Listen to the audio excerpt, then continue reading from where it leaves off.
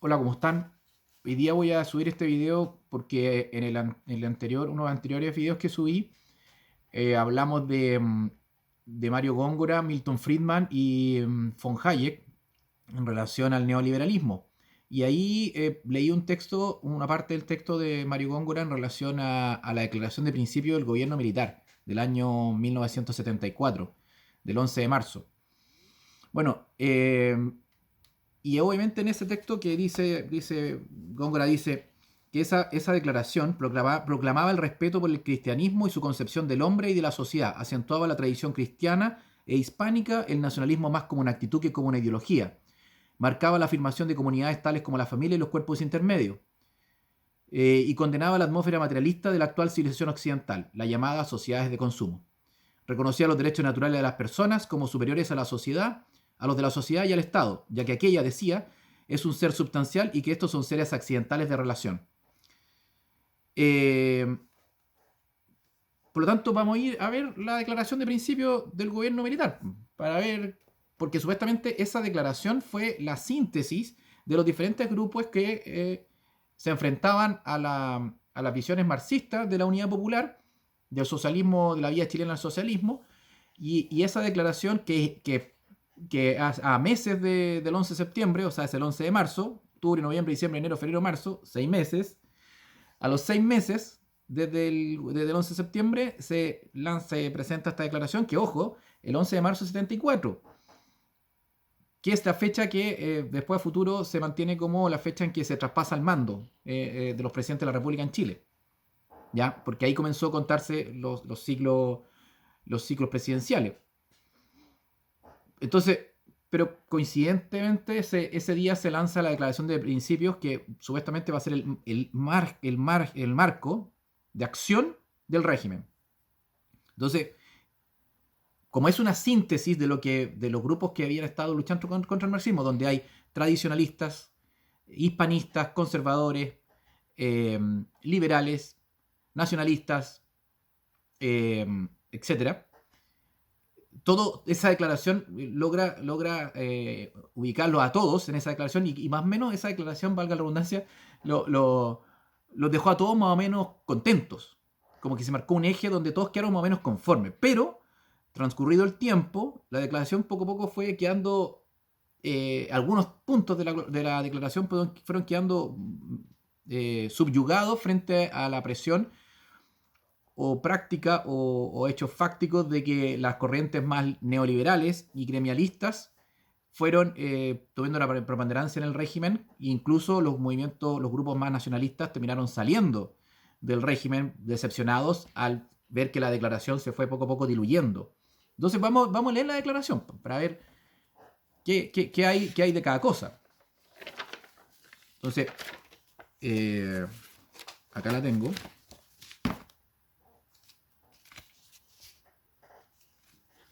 Está en internet también. Entonces, bueno, vamos a leer la declaración. Esta es del año 86. Esto yo lo tengo salió paralelamente con la Constitución de 1980. O sea, se reimprimió.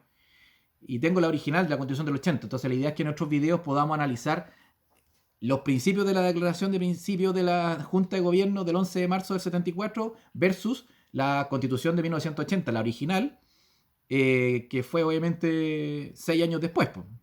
Entonces, ¿cómo se ve reflejado esto en la Constitución del 80? A ver, si lo tengo acá. Acá está. Está la Constitución de 1980, pero la original. O sea, incluso la que trae el artículo 8 que suprime los partidos de ideas totalitarias. Entonces la idea es que después veamos la declaración y cómo se operativiza en la Constitución de 1980. Y esta, obviamente que la Constitución del 80, compararla, haciendo política comparada, como se llama en ciencia política, con las constituciones previas, para ver qué principios se mantienen. Más que el tema jurídico en sí, más que la parte como postsecundaria de la Constitución, donde se establecen los temas más las instituciones permanentes, etcétera, sino que las bases fundamentales de la nación, Por ejemplo, la parte primaria, que es la base de la institucionalidad, la nacionalidad de la ciudadanía, de los derechos y deberes constitucionales, compararla con, hacer una política comparada y, valga redundancia, compararla con la del 25 y la del 33. Y después se puede hacer análisis de cómo se organiza el gobierno, los ministerios, los bases generales de la administración, el Congreso Nacional, pero eso ya es un tema más técnico de cómo se organizan las instituciones. Pero las tres primeras partes de la Constitución siempre son las vitales porque establecen los grandes principios, que es lo que debería estar acá en esta declaración y reflejado operativamente el año 80 en la primera versión de la Constitución del 80. Y como les decía, lo vamos a comparar con la del 25 y del 33, pero va a ser otro video, ¿ya? O sea, este video es esto, siguiente video vamos a ver estas dos, y los siguientes videos va a ser esta Constitución comparada con la del 33 y la del 25. 1833, 1925. Ya, me alargué mucho. Así que vamos al tiro a la declaración de principio. Entonces voy a empezar a leer. Dice, la histórica Declaración de Principios de la Junta de Gobierno que asumió el poder del 11 de septiembre del 73 contiene el pensamiento fundamental que ha inspirado el profundo proceso de recuperación vivido por el país en los últimos años y que proyecta hacia el futuro un régimen político estable y creador. El conocimiento, análisis y difusión de aquella Declaración de Principios mantiene vivo su alto valor para la participación activa de cada chileno en la reconstrucción nacional. O sea, este texto fue escrito en los años 80, o sea, 6, 7 años después de la declaración. Por eso habla de la recuperación vivida por el país, porque la declaración misma llevaban 6 meses, o sea, todavía ni siquiera había recuperación. Por lo tanto, ese texto que leí recién es como la introducción a esta impresión de la declaración de principio. Ahora vamos a la declaración en sí, que parte con este texto, que es Chile en el contexto mundial, base para una definición, es decir, el rayado de cancha, y después lo va desglosando. Dice, Chile inicia su reconstrucción nacional en los momentos en que una profunda crisis conmueve al mundo. Estamos hablando del concepto de Guerra Fría, ojo, estamos en la 1974. Bajo la forma de una crisis económica que constituye una amenaza latente para la paz mundial, asistimos a un fenómeno que es más profundo y que pone en tela de juicio los valores y formas de vida de los diversos tipos de sociedad. Bajo la forma de una crisis económica, dice.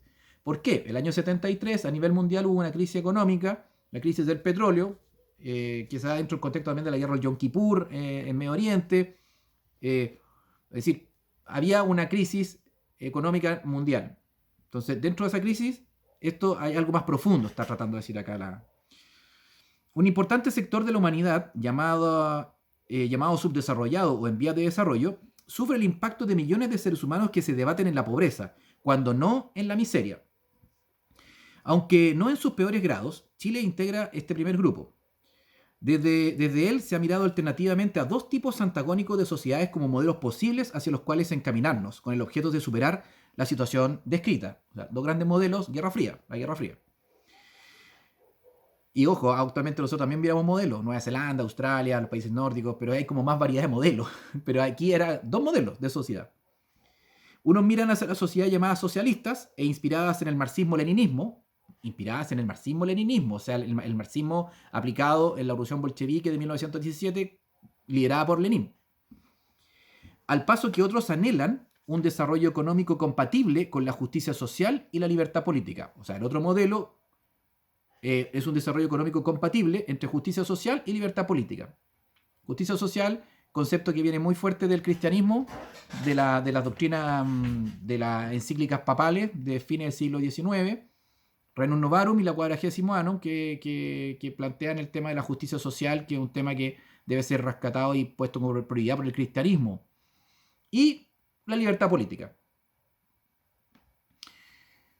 Semejante al que han alcanzado las naciones más avanzadas de Occidente. Por lo tanto, hay una asociación a desarrollo económico, justicia social y libertad política con Occidente.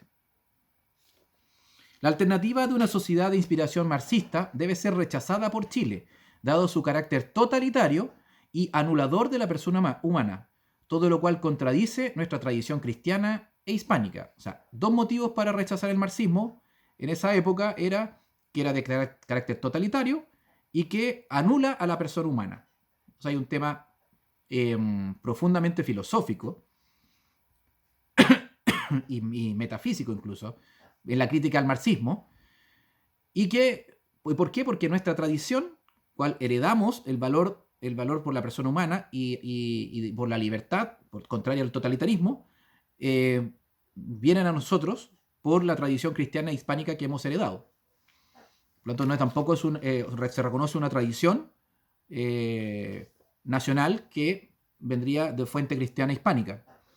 Además, la experiencia demuestra que el marxismo tampoco engendra bienestar, porque su carácter socialista y estatista no es apto para un adecuado desarrollo económico. Y por lo tanto se entrega un tercer argumento, es decir, el argumento totalitario y que anula a la persona humana, dos argumentos, agrega un tercero, que es una crítica utilitaria, práctica, en relación a que el marxismo no engendra bienestar material, es decir, un tema económico, por su carácter de socialista y estatista. Por otra parte, dice, las sociedades desarrolladas de Occidente, si bien ofrecen un rostro incomparablemente más aceptable que las anteriores, o sea, aquí viene la crítica ahora al otro modelo, al modelo de las sociedades occidentales, estas sociedades han derivado en un materialismo que ahoga y esclaviza espiritualmente al hombre. O sea, aquí agregamos una palabra clave, la espiritualidad del hombre. Y que las sociedades no socialistas, marxistas-leninistas, sino que las occidentales, materialistas, ahogan y esclavizan espiritualmente al hombre. Tampoco es el modelo, ni el uno ni el otro. Aunque se reconoce que es incomparablemente más aceptable que el socialismo.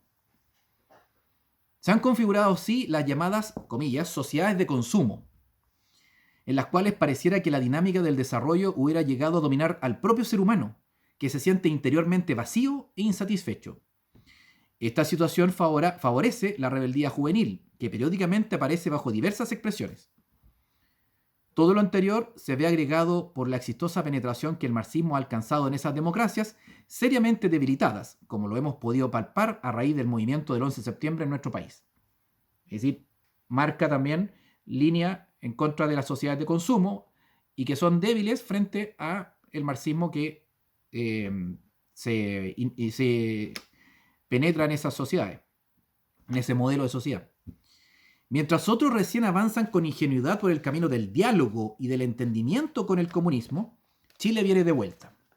Sufrida la experiencia de admitir en su seno democrático al marxismo y de que muchos demócratas intentaran buscar concordancias doctrinarias o prácticas con sectores marxistas, o sea, se le hace una crítica al sistema al previo del 11 de septiembre, donde el comunismo y el Partido Socialista, y principalmente el comunismo como visión más directa del marxismo-leninismo, por la disciplina propia del Partido Comunista, se le hace una crítica al sistema de partidos que permite la presencia del marxismo en las instituciones e incluso se dialoga y se llega a acuerdos para formar alianzas, por ejemplo, la Unidad Popular, como una congregación, como una congruencia de diferentes partidos políticos por un fin, y que dentro de ese diálogo democrático estaba el comunismo, pero también el socialismo, el Partido Socialista, que tenía una visión bastante, incluso más dura que el Partido Comunista en sí, que era más disciplinado y que estaba muy influido por Cuba, por la Revolución Cubana, doctrinariamente hablando.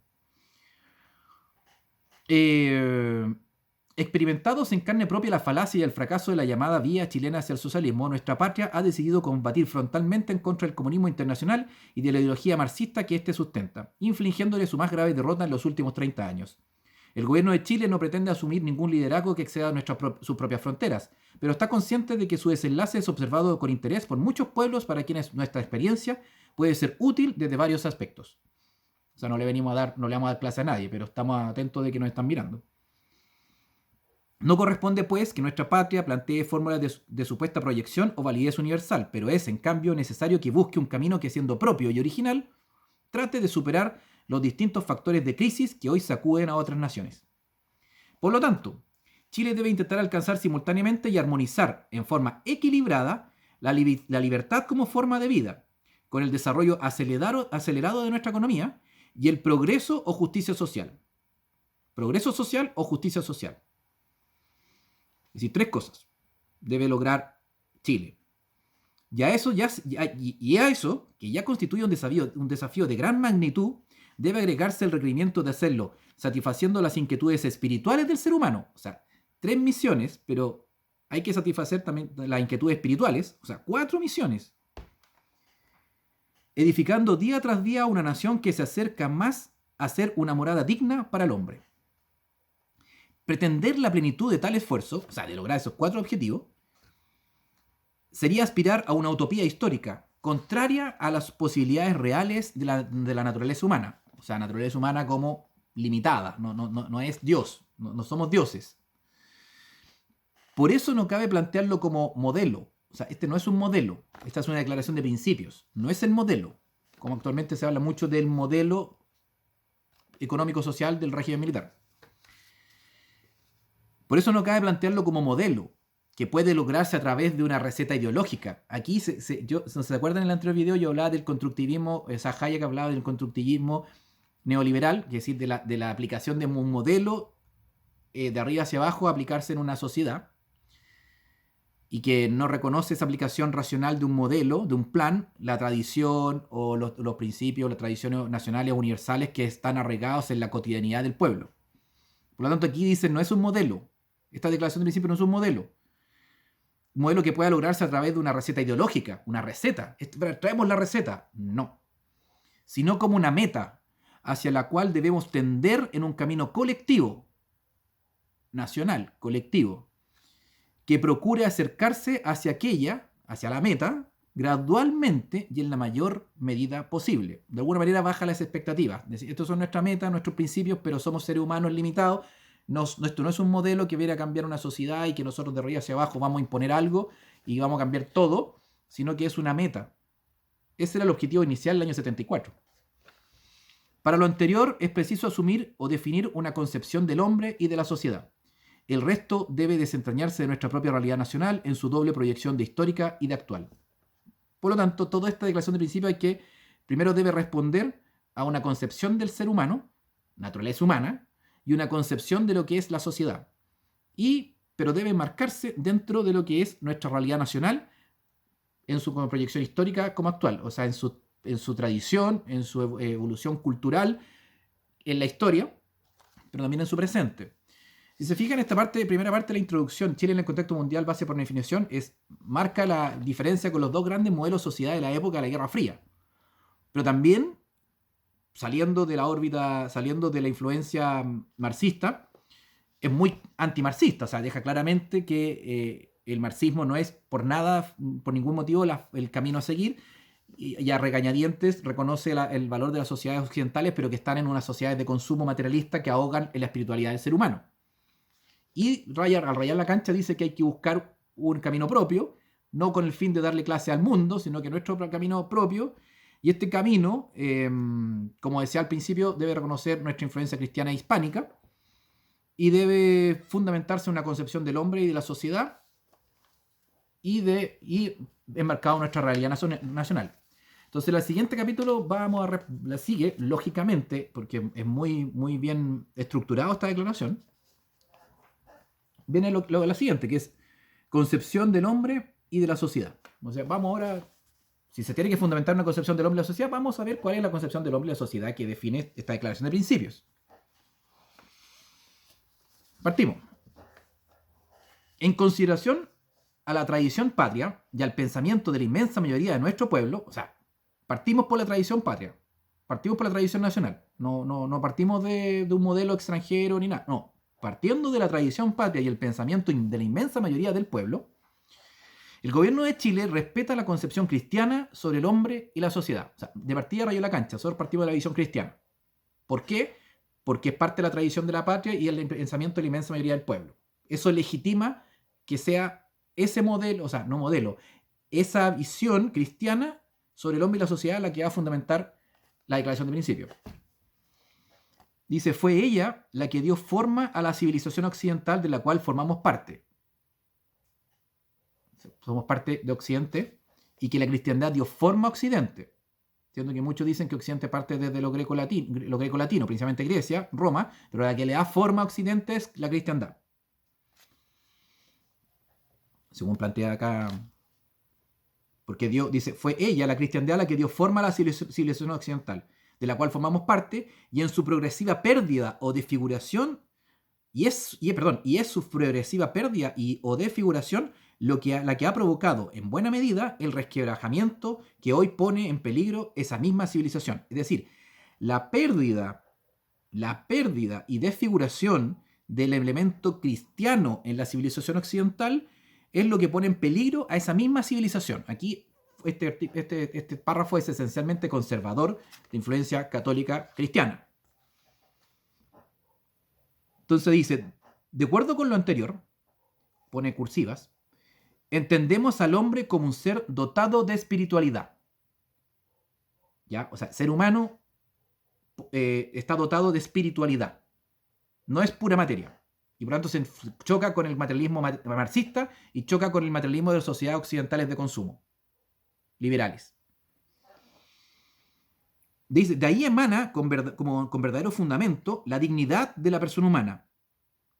La dignidad de la persona humana emana de su espiritualidad. Actualmente muchos liberales dicen que la dignidad de la persona humana emana de la dignidad de la persona humana emana de la libertad, de su libertad, de ser libre. Acá no, emana de su espiritualidad. Esa emanación, esa dignidad, perdón, se traduce en las siguientes consecuencias. Y aquí empieza un desglose. O sea, ¿qué se deriva de esa dignidad basada en la espiritualidad? Esa dignidad humana basada en la espiritualidad se traduce en lo siguiente. 1. El hombre tiene derechos naturales y superiores al Estado. Son derechos que arrancan de la naturaleza misma del ser humano, por lo que tienen su origen en el propio creador. El Estado debe reconocerlos y reglamentar su ejercicio, pero no siendo él quien los concede, tampoco podrá jamás negarlos. O sea, este párrafo claramente está hablando del derecho natural, del naturalismo racionalista, porque son derechos que arrancan de la naturaleza misma del ser humano. O sea, derechos que emanan de la naturaleza humana, por lo tanto son derechos naturales, y que el derecho positivo, es decir, las leyes, los textos jurídicos, los códigos, solamente deben reconocerlo, pero no hay un derecho natural previo a ese derecho positivo escrito en los códigos. Y el Estado debe reconocerlos y reglamentar su ejercicio de esos derechos. O sea, si uno se fija también, la fuente de la concepción de los derechos humanos es que emanan de su propia naturaleza humana. Y acá está plasmado lo mismo. Pero como el Estado no los concede, solamente los reconoce porque son previos al Estado, el Estado tampoco, como no los debe reglamentarlos y reconocerlos, pero como no los concede, jamás los puede negar. Por lo tanto, el Estado jamás debe violar los derechos naturales del ser humano, los derechos humanos. Porque tiene una importancia superior esos derechos porque emanan de la naturaleza humana. Solamente por ser humano, ya tienes esos derechos. Ahora, habría que definir desde cuándo somos seres humanos. Y ahí viene todo el tema del tema del aborto, etc. Es decir, en qué momento esa unión de un espermatozoide y un óvulo forman un ser humano. Me están llamando. Entonces, esto pasa en la grabación y ustedes saben que yo no edito estos videos, así que quedó como... Entonces, por eso es muy importante estas declaraciones de principios o rayados de cancha para definir de dónde viene la dignidad del ser humano en su espiritualidad, y la espiritualidad de eso se deriva que el Estado debe reconocer y reglamentar el ejercicio de esos derechos que emanan de la naturaleza humana, pero no puede negarlos, porque como él no los concede, porque son previos, emanan de la propia naturaleza. Punto 2. El Estado debe estar al servicio de la persona y no al revés. Tanto desde el punto de vista del ser como desde el punto de vista del fin, el hombre es superior al Estado.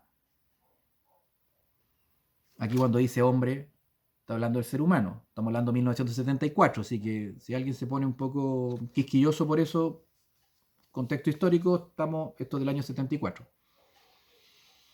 Desde el ángulo del ser, porque mientras el hombre es un ser sustancial, la sociedad o el Estado son seres accidentales de relación. O sea, la sociedad y el Estado surgen accidentalmente, surgen posterior a la calidad de ser sustancial del ser humano. Es casi como una visión utilitarista del Estado y la sociedad. Se crea para. no subsisten por sí mismos. Son seres accidentales de relación. Es así como puede concebirse la existencia temporal de un hombre al margen de toda la sociedad, pero es en cambio inconcebible, siquiera por un instante, la existencia de una sociedad o estado sin seres humanos. De alguna manera aquí se plantea que el ser humano podría vivir fuera de la sociedad, pero la sociedad y el estado no pueden vivir sin seres humanos. Ahí habría uno decir, entonces, se plantea alguna idea de un estado de presocial, el estado de naturaleza. Y ahí habría que emana estos conceptos también de respuesta a las visiones contractualistas, de, por ejemplo, de la teoría por qué surge el Estado según Hobbes, o por qué, o el pacto social, y el Estado y la figura del buen salvaje de Rousseau. O sea, de ahí viene este pensamiento de plantear que el Estado no puede existir, el Estado y la sociedad no pueden existir sin ser humanos, pero el Estado sí podría vivir sin sociedad, vivir al margen de toda sociedad. Ahora, ¿significa que el ser humano, al vivir al margen de la sociedad, puede llegar a su plenitud como ser humano, desarrollarse plenamente como ser humano? Al vivir fuera de la sociedad, de alguna manera se podría plantear de que, son como preguntas que me quedan, se podría plantear que el ser humano no es esencialmente gregario, sino que se junta por un tema utilitario y que podría vivir sin esa condición gregaria, esa condición de ser un ser social. Veamos qué dice. Y también tiene prioridad el hombre desde el prisma del fin, porque mientras las sociedades o estados se agotan en el tiempo y en la historia, o sea, se pueden acabar, mutar, modificar, el hombre los trasciende, ya que vive en la historia, pero no se agota en ella. Aquí me voy a dar una ola, pero un cuestionamiento. Dice, el hombre los trasciende, ya que vive en la historia, pero no se agota en ella. O sea, el hombre, yo hice en un video, hablaba de los peces. Un pez vive en el agua, pero él no ve el agua. O sea, el pez en el agua no sabe que está en el agua. Su ser se desarrolla en el agua, pero no se cuestiona qué es el agua. De alguna manera a nosotros nos pasa lo mismo. Nosotros vivimos en el tiempo,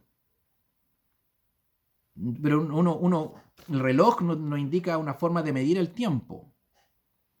Percibimos que hay algo, como el pez podría percibir el agua donde habita, nosotros percibimos el tiempo, pero a lo más lo podemos medir. Pero como tenemos la racionalidad que el pez no tiene, podemos decir, hay algo más acá, de la realidad de la cual, pero podemos percibir el tiempo, nos vamos envejeciendo, las personas van falleciendo, nacen personas, van creciendo, un desarrollo, una evolución, etc. Entonces, hay algo que no logramos percibir 100% y es el tiempo, y lo podemos medir, pero nos podemos cuestionar por él. Martin Heidegger igualaba el ser y el tiempo, como decía también Mario Góngora en relación a Martin Heidegger, la convergencia ontológica, la convergencia a nivel sobre la pregunta del ser, entre el ser y el tiempo.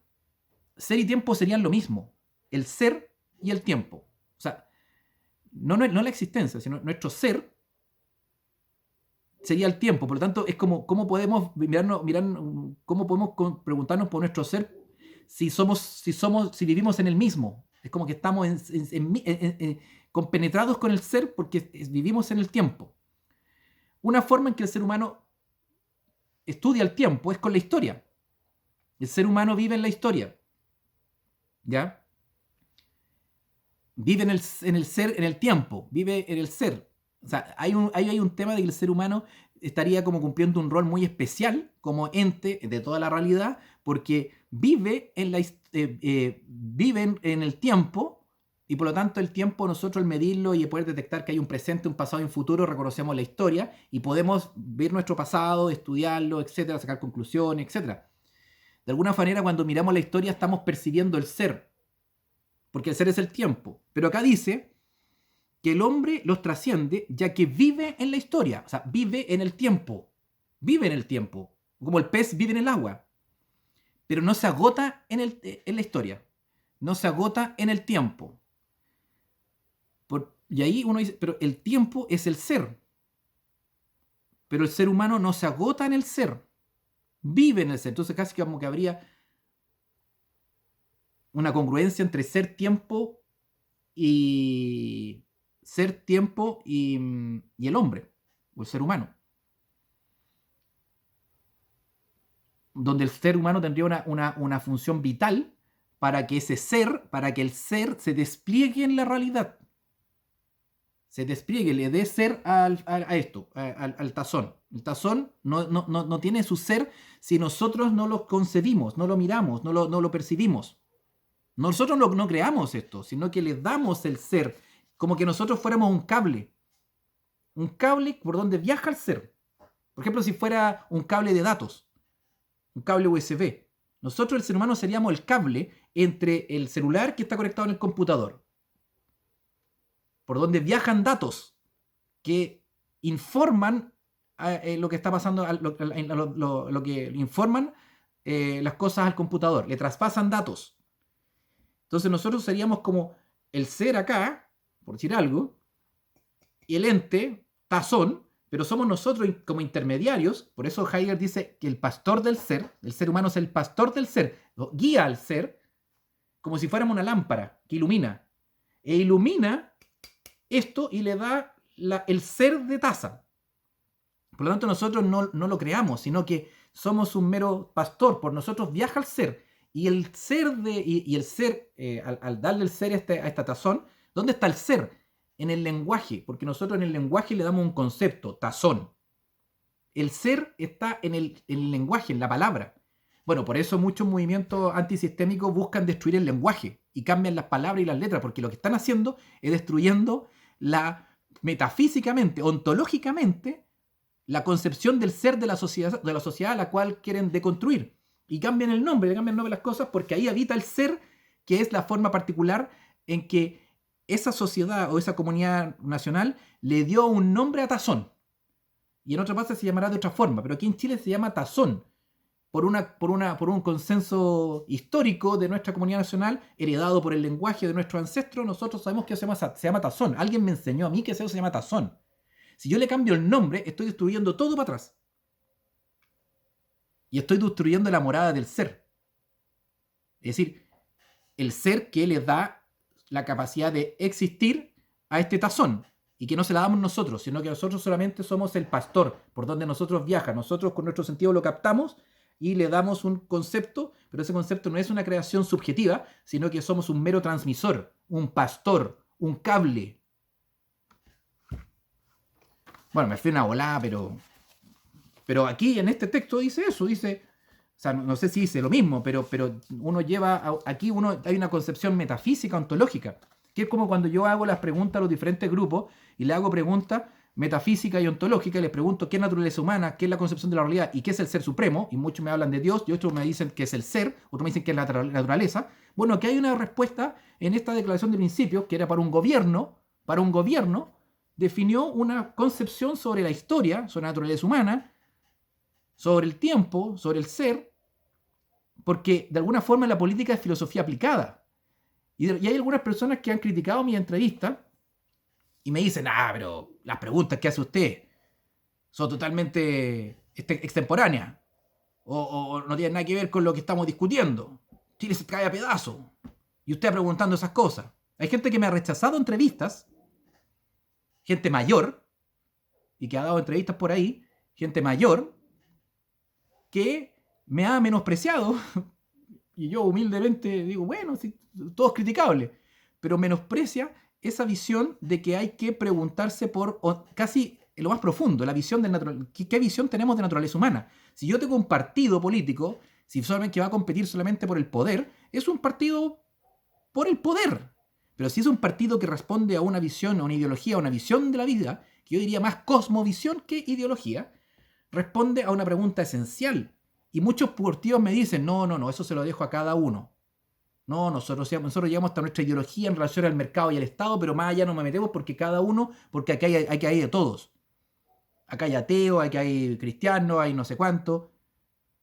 Pero entonces, uno crea movimientos y le deja un espacio a la libertad individual y el individuo no debe ser tocada. ¿Qué entonces para eso creamos una empresa, creamos otro tipo de sociedades? Pero si uno va a crear crear una organización que va a luchar por el poder político para la organización de la sociedad y la comunidad nacional, debe ir con una propuesta o una respuesta a las preguntas más trascendentales del ser humano. Y acá, por lo menos, una declaración de principio de un gobierno militar, en este caso, tenía una respuesta a esas preguntas que obviamente marcan un eje. El tercer punto que emana de esta dignidad del ser humano que está fundamentada en su espiritualidad, que dijimos que el hombre tiene derechos naturales superiores al Estado, y el otro, el Estado, debe estar al servicio de la persona y no al revés. Tenemos que el fin del Estado es el bien común en general. No obstante lo expuesto anteriormente, como el hombre no puede buscar su plenitud sin vivir en sociedad, aquí responde la pregunta anterior, es decir, el ser humano puede vivir fuera de la sociedad, pero para su plenitud, para encontrar su plenitud, no puede buscar su plenitud sin vivir en sociedad, o sea, requiere la sociedad. Puede vivir fuera de la sociedad, pero requiere sociedad para ser pleno. O sea, podríamos concebir la existencia de un ser humano fuera de la sociedad, pero sería pleno. Sería casi como un animalito, pero sería ser humano y tendría derechos naturales. Pero no viviría en sociedad. Vivir en sociedad no te da los derechos naturales, sino los derechos naturales son propios a su condición de ser humano. ¿Y por qué? Porque su unidad se fundamenta en la espiritualidad.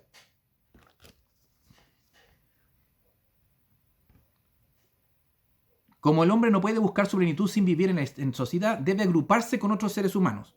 O sea, se agrupa para buscar su plenitud, casi como utilitaristamente. Juntémonos, cabros, porque no soy pleno. Necesito lo que tú tienes o lo que tú tienes y podemos para poder ser plenos. La forma jurídicamente superior de la agrupación es el Estado. O sea, el Estado surge como una respuesta que el ser humano necesita juntarse en sociedad para buscar su plenitud. Pero puede vivir fuera de la sociedad. Por lo tanto, el Estado es una consecuencia de una necesidad de plenitud del ser humano. O sea, es accidental. Ahora, preguntémonos por el Estado. Dice, el fin del Estado es el bien común general. O sea, se crea para el bien común. Definido por la propia Junta de Gobierno en un reciente documento público como el conjunto de condiciones sociales que permita a todos y a cada uno de los chilenos alcanzar su plena realización personal. Que fue publicada en diciembre del 73.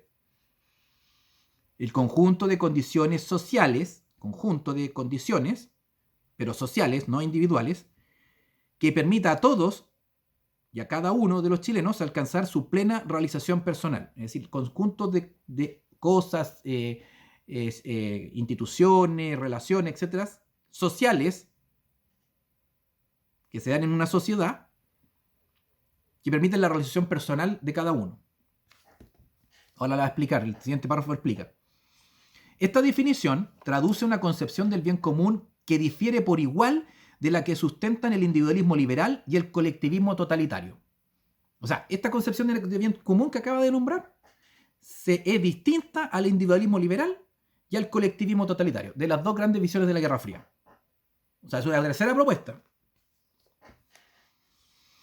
El individualismo liberal concibe el bien común como la simple suma de los bienes individuales.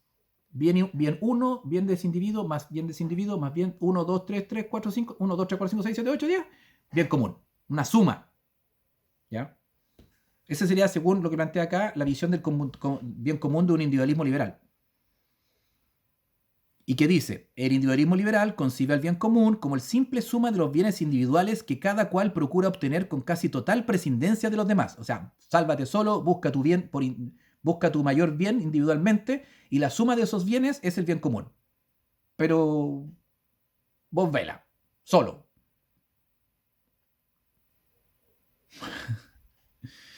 El colectivismo se sitúa en el extremo opuesto y entiende el bien común como un concepto referido al todo colectivo o estatal, frente al cual el bien individual de cada persona desaparece por completo. O sea, no me interesan los bienes individuales, me interesa el bien de la nación, el bien de la clase, el bien del Estado, de colectivos. Y me da lo mismo si el bien individual, cuál sea el bien individual de cada uno de ustedes. Se podría sacrificar en pos de ese bien superior que es el bien colectivo. De este modo, nuestro siglo ha presenciado las horribles masacres del comunismo y del nacionalsocialismo, justificadas por sus autores en nombre de por un supuesto bien o necesidad colectiva, lo que revela un desconocimiento absoluto de que la persona humana, en virtud de lo expuesto en los puntos anteriores, es decir, que tiene una dignidad que se sustenta en su espiritualidad, goza de un ser y de un fin último que le conceden derechos que ninguna autoridad humana puede legítimamente atropellar. Ahí hay una concepción bastante liberal como enfrentarse a cualquier monopolio del poder que pueda limitar la libertad humana. Lo que acá es expresado como el fin último que le conceden de los derechos que ninguna autoridad humana puede legítimamente atropellar. Es decir, que el poder debe estar limitado y que no atropelle ninguna autoridad humana, o sea, por lo tanto, ningún poder humano tenga la concentración de poder suficiente que atropelle al ser humano, porque goza de un ser y de un fin último que le conceden derechos naturales. ¿Ya? Y aparte porque su dignidad se basa en su espiritualidad. Es decir, la fundamentación para limitar el poder de las autoridades humanas, limitar el poder de la separación de poderes del Estado, la fundamentación de un presidencialismo y de una constitución que limite las prerrogativas del presidente de la República, de los ministros, del Congreso, de las Fuerzas Armadas, etc. O sea, la constitución busca limitar el poder de una autoridad humana que podría atropellar ese ser y ese fin último que le conceden derechos a los seres humanos que se fundamentan en su dignidad por ser un ser dotado de espiritualidad. O sea, la fundamentación de la limitación del poder es eminentemente porque hay derechos que son previos a la existencia de este Estado que busca un bien común, pero que debe limitar su autoridad porque está regida por seres humanos. Hay que limitar esa autoridad humana que podría atropellar esos derechos. La verdadera idea de bien común se aparta de ambos extremos. La verdadera idea de bien común se aparta de ambos extremos y los supera. O sea, aquí se está planteando como una verdad. Este es el bien común, señores. La verdad del bien común es esta. Las otras están equivocadas. Y se aparta de ambos extremos. La palabra verdad. O sea, eso tiene mucha influencia de... Bueno, habría que entrar a definir qué es lo que es verdad y volvemos al tomismo, a Santo Tomás de Aquino. Es decir, se aparta de ambos extremos y los supera. Ve en el bien común un bien de orden o de relación que hace que la obtención del bien individual de cada uno exija para ser verdaderamente tal, o sea, verdaderamente tal, para que sea verdaderamente tal el bien común, una preocupación y respeto solidario y activo por el bien de los demás, lo cual descarta la concepción liberal. La concepción liberal, como decíamos, era la búsqueda de la sumatoria de bienes individuales que cada uno busca de manera por su cuenta. Esto se contrapone a esa visión liberal de que cada uno se salva como puede. ¿Por qué?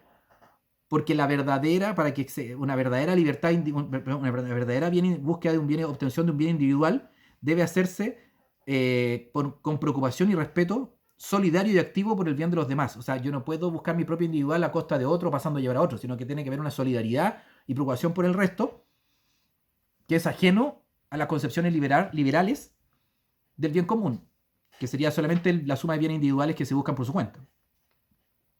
Pero al mismo tiempo, como se distancia de esa visión liberal, parte del reconocimiento de los derechos naturales de la persona humana, niega que en nombre de un falso bien común, o sea, hay un verdadero bien común y hay un falso bien común, pudiera llegar a ser admisible su conculcación. Vamos a leer el párrafo de nuevo. La verdadera idea de bien común se aparta de ambos extremos y se los supera. Ve en el bien común un bien de orden o de relación, que hace que la obtención del bien individual de cada uno exija para ser verdaderamente tal una preocupación y respeto solidario y activo por el bien de los demás, lo cual descarta la concepción liberal. Solidaridad la palabra aquí. Pero al mismo tiempo parte del reconocimiento de los derechos naturales de la persona humana y niega que en nombre de un falso bien común pudieran llegar a ser admisibles su conculcación. O sea, por un falso bien común, que podría decirse el bien de la sociedad, el bien de la clase proletaria, debemos sacrificar los derechos naturales de las personas, como por ejemplo, no sé, el derecho a la vida, el derecho a libertad de expresión, que emanan de su propia naturaleza humana, habría que sacrificarlo en pos de un bien común, de un falso bien común. Porque el falso bien común, que sería el bien de la colectividad, es falso, a lo mismo que la suma de bienes individuales sería el bien común, también es falso, sino que es un intermedio. El bien común no es pues el bien, no es pues el bien del Estado. Hagan que hacer esto por el Estado. Sacrifiquemos nuestras libertades por el Estado. No es eso. Tampoco es el bien de la mayoría, y mucho menos el de una minoría. Dice, es el conjunto de condiciones que permite a todos y a cada uno de los miembros de la sociedad alcanzar su verdadero bien individual. El bien común se orienta a posibilitar la obtención de los bienes individuales de los hombres, pero no de algunos de estos, sean mayoría o minoría, sino de todos y cada uno de ellos. Es decir, el bien común son condiciones, un conjunto de condiciones para que cada uno se pueda desarrollar plenamente en solidaridad y respeto solidario y activo por el bien de los demás. De ahí se deduce que el bien común sea un objetivo que nunca puede alcanzarse completamente, como tampoco puede lograrse la perfección personal absoluta. Jamás vamos a llegar a nuestra perfección absoluta y por lo tanto tampoco vamos a llegar al bien común absoluto. Pero señala al Estado una meta, le da una meta al Estado, hacia la cual debe acercarse en la mayor medida en que las circunstancias lo permitan. Constituyen un permanente desafío para el Estado, en orden de atender constantemente hacia el objetivo perseguido, aunque su estable plenitud se escape siempre por la imperfección humana. O sea, nos reconocemos como seres imperfectos y por lo tanto nunca va a llegar al bien común pleno, ni tampoco a la plenitud personal, pero es una meta que el Estado siempre debe buscar. Y ese bien común no es la suma de bienes individuales, ni tampoco el bien de un colectivo, sino que un conjunto de condiciones para que todos y cada uno de los chilenos puedan obtener su bienestar personal más pleno. Aquí ahora dice, el derecho aparece entonces como el principal instrumento de que se vale la autoridad para promover el bien común general. Es decir, para ir configurando de acuerdo a las cambiantes circunstancias de cada momento histórico, el orden o modos de relación y convivencia más adecuados para hacer posibles que todos y cada uno de quienes formen la sociedad alcancen su propio bien personal.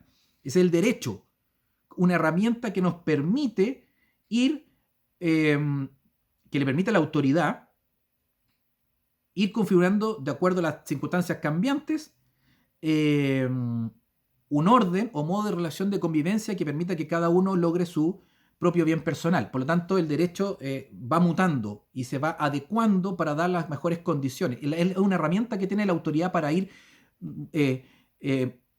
adecuándose para que se den las condiciones para que todos podamos tener nuestro propio bien personal.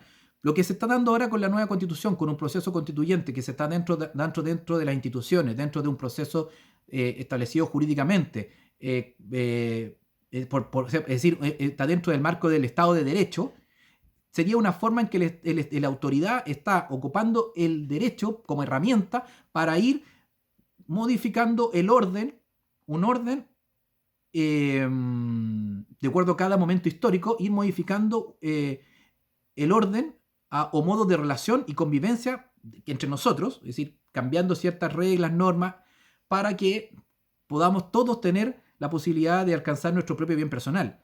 Más aún, si el proceso constituyente se va a hacer en condiciones de mayor participación posible, es decir, la autoridad estaría cediendo poder a la ciudadanía organizada institucionalmente en un proceso establecido en base al derecho, con un reglamento, una normativa, ciertas condiciones, con un acuerdo y consensos básicos. Ese derecho se puede dar a sí mismo, ese derecho como herramienta nos permite a la autoridad delegar ese poder en la ciudadanía para que se entregue un orden o modo de relación y convivencia más adecuados para que cada uno en esta etapa histórica que se abre hacia el futuro pueda permitirnos alcanzar nuestro propio bien personal. Bueno, 50 minutos, me he alargado mucho. Vamos por la cuarta parte de lo que emana de esta concepción del hombre y la sociedad, que emanaba los derechos naturales, el Estado al servicio de la persona, el fin del Estado al bien común. Viene después el bien común, exige respetar el principio de autoridad. Pero eso lo vamos a ver en otro video porque me falta un punto 5. O sea, falta el punto 4, que es el principio de subsidiariedad. Y el punto 5, el respeto de la propiedad privada y el libre iniciativa del campo económico. Así que eso lo vamos a ver en un siguiente video. Y después viene la inspiración nacionalista, realista y pragmática del gobierno militar, según esta declaración de principio. Así que para seguir profundizando y darle tiempo a este análisis, vamos a dejar hasta aquí esta primera parte. Avanzamos 10 páginas y avanzaremos 10 páginas más, que tiene un total de 36 páginas. O sea, yo creo que en 3 videos sacamos el análisis completo de la declaración de principio del gobierno militar del 11 de marzo de 1974, que es la fusión de un tradicionalismo, conservadurismo, un liberalismo económico y un nacionalismo más de acción que como ideología. Así que eso, nos vemos. Ojalá que no se aleteen por lo largo, ni tampoco por las bolas que me mando leyendo estos textos. Nos vemos, cuídense, que estén bien. Chao, chao.